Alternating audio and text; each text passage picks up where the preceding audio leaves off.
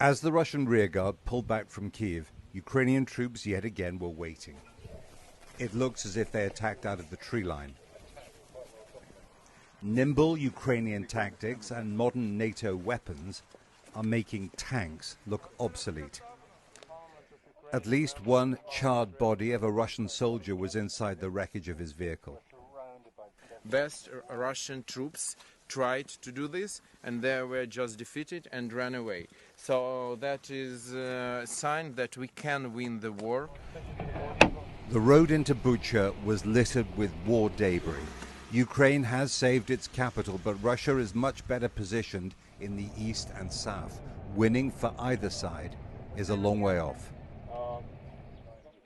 Russia's defeat around Kiev may have started on this suburban street in the last few days of February, just after the invasion.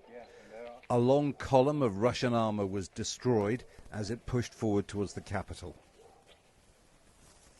These were elite airborne troops, mostly in armored vehicles light enough to be carried by aircraft.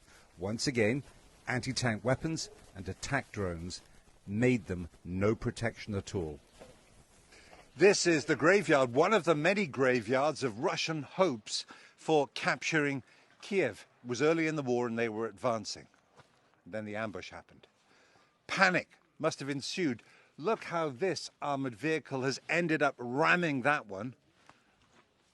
They had no idea what the Ukrainians had in store for them.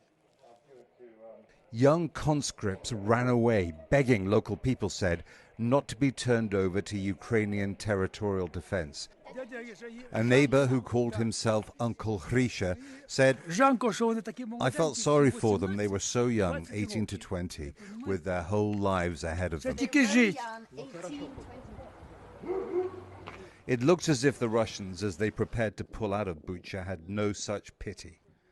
At least 20 dead men, some with their wrists tied, were lying in the street as Ukrainian troops entered the town.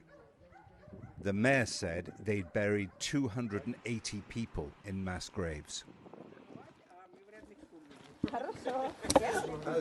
How's everything? A few civilians who'd stayed said they tried to avoid the Russians, cooking outdoors because their gas, power and water were cut. "This is the first bread we've had in 38 days, said Maria. The Russians systematically broke down doors to loot flats, they said. While they stole valuables and food, the soldiers made them sit in the cellar. A few miles away, the trail of devastation leads to Hostomel Airport. It was fought over from the first day of the invasion, when Russian airborne troops landed to use it as a base for a push into Kiev. The world's largest transport plane was destroyed early on.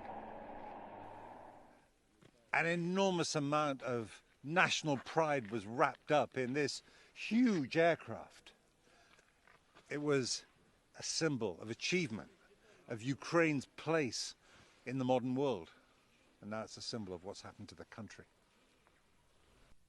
The Russians insist they never wanted to capture Kiev. The evidence is that they were stopped by more effective, determined Ukrainian troops. Leaving the battlefields around Kiev simplifies Russia's new objective, a spring campaign in the east, another attempt to break Ukraine's will to fight. Jeremy Bowen, BBC News, Hostomel.